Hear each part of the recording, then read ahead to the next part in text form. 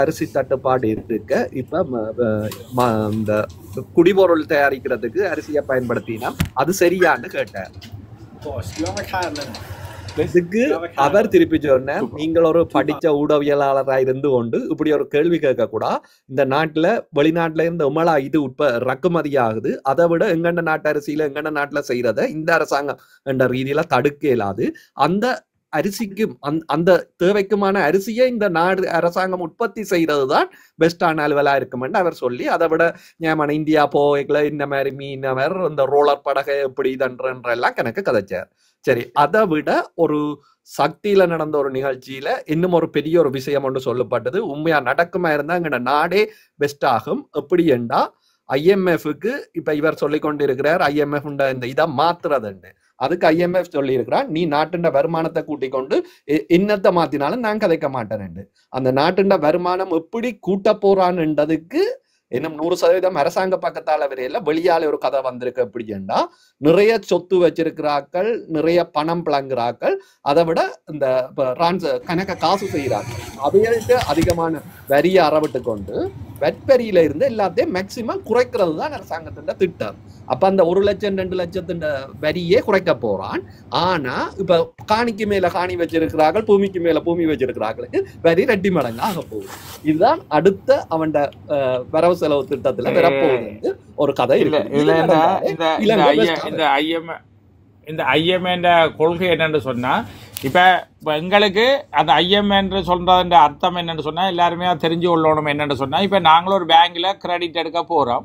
அப்போ அந்த கிரெடிட்டுக்கு எங்களுக்கு காசு தரப்போறோம், ஒரு லோன் ஒன்று தரப்போறான்டா, அவன் கேட்பான் உனக்கு என்னென்ன வருமானங்கள், இந்த காசை கட்டுறதுக்கு இந்த வருமானங்கள் என்ன, இப்போ இருக்கிற வருமானங்கள் காணாது. அப்போ நீ என்னென்னதான் செய்தாதான் உனக்கு இந்த காசு இவ்வளோ வந்தா இந்த காசை உன்னால கட்டையிலும், அதால நாங்கள் சொல்றத நீகள், அப்படிதான் அவன் சொல்லுவான், நாங்கள் சொல்றத நீகள்.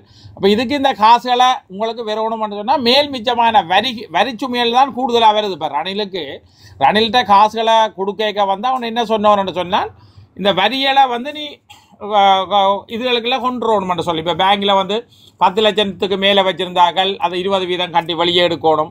மற்றது 1 லட்சம் ரூபாய்க்கு மேலே சம்பளம் பாராக்களுக்கு அது இவ்வளோ வரி கட்டணும்.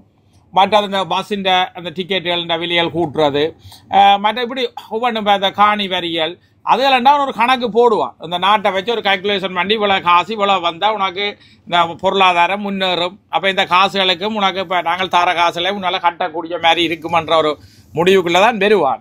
அப்படி விரைக்க இப்போ இதுக்குள்ள இப்போ நீங்கள் சொல்கிற மாதிரி இந்த காணிகள் 2 காணிகள் வச்சுக்கிறார்கள், 3 காணிகள் வச்சிருக்கிறார்கள், இந்த வரிச்சுமையாக கொஞ்சம் வரத்தான் செய்ய போகுது. வரி வந்தால் தான் இப்போ அந்த காலத்திலேருந்து இந்த காலம் வரையும் ஒரு நாட்டுக்கு வரி இல்லைன்னு சொன்னால் அந்த நாட்டை எப்படி நடத்துறது. அப்போ வரி என்றது அந்த நாங்கள் எங்களோட வருமானங்களை வச்சு கொடுத்தா தான் அந்த திறசேரியில் பணங்களை வச்சு எங்களோட நாடு எல்லாத்தையும் செய்யக்கூடிய மாதிரி இருக்குது. மற்ற நாட்டுக்கு வேறு என்ன வருமானம்? இப்போ எங்களோட இலங்கையை பொறுத்தவரையில் முந்திய மாதிரி ரப்பர் ஏற்றுமதியோ அல்ல தேயிலை ஏற்றுமதியோ தெங்கு ஏற்றுமதியோ அல்ல மீன்பிடியில் பெரிய அளவு இதுகளோ தேயிலையோ எதுவுமே இல்லை. காரணம் என்னென்னு சொன்னால், கடந்த கால அரசாங்கங்கள் எல்லாம் இதுகள் எல்லாத்தையும் வீழ்ச்சி பாதைக்கு கொண்டு போயிட்டோம்.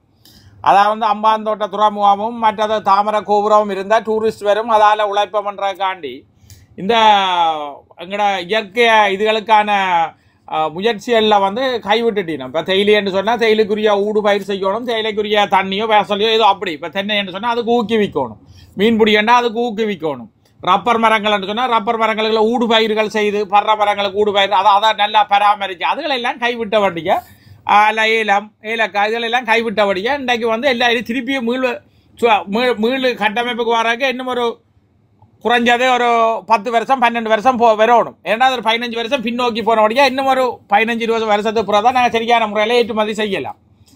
மற்றது சிலது ஏற்றுமதி செய்கிறதுக்கு கூட எங்கள்கிட்ட காணாது. அந்த நேரத்தில் எல்லாம் ஒரு 20 வருஷம் 30 வருஷத்துக்கு முதல் மக்கள் 1 கோடி 1.5 கோடி மக்கள்லாம் 1.5 கோடி மக்கள் இருந்துச்சுன்னா இன்றைக்கு 2 கோடியே 30 லட்சத்துக்கு மேலே மக்கள் தொகை கூடிட்டுது.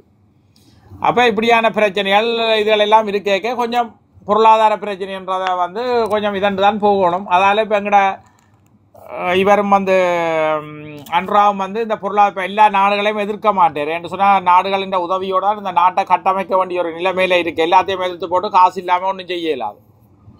அப்போ எல்லா நாடுகளின் சொல்லுகளையும் ஓரளவு கேட்கக்கூடிய நிலைமையிலேயும் தான் அவை இருப்பிடும். எல்லாரையும் வறுத்து போட்டு செய்கிறதுக்கு காசுக்கு அங்கே வரும், காசு இல்லையே இல்லை. அப்போ நாட்டை கொண்டு நடத்துறது பொருளாதாரங்கள் இடையில என்ன இது இருக்குது.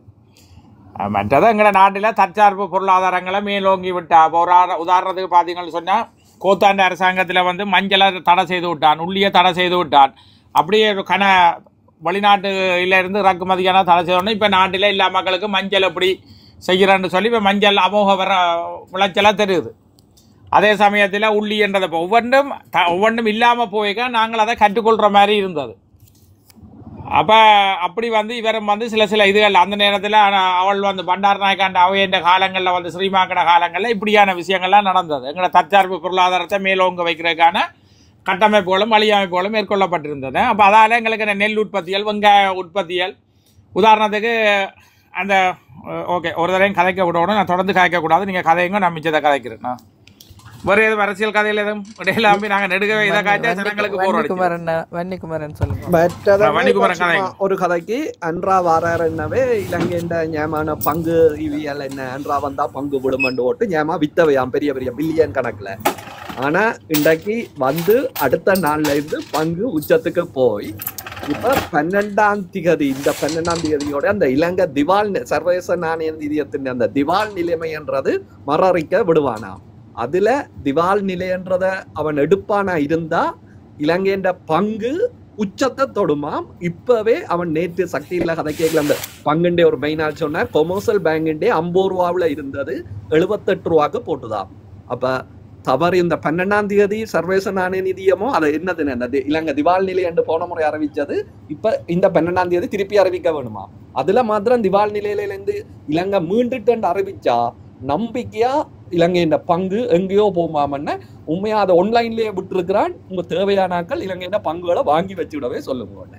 நான் இனி இல்லைன்ற லாபத்துல போகும் பங்கு இனிமே உண்மையில அந்த நாடு ஒன்று வந்து திவால் ஆகுறன்னு சொன்னால் ஒன்றுமில்லாத ஒரு நிலைமையில தான், அதுக்கப்புறம் ஒன்றுமே கொடுக்காட்டிக்கு தான் அது சில நான் பாகிஸ்தான் அப்படி சில நாடுகள் வந்து திவால் ஆயினான்னு நினைக்கிறேன். நான் எனக்கு வடிவா தெரியாமல் சொல்லக்கூடாது. அப்படி திவால் ஆயிட்டுன்னு சொன்னால் அதில் இருந்து இப்போ இந்த மீண்டு இதழ் வாரன்றது சரியான கஷ்டமாக இருக்கும். பண வீழ்ச்சியெல்லாம் அறம்புறமாக போயிடும்.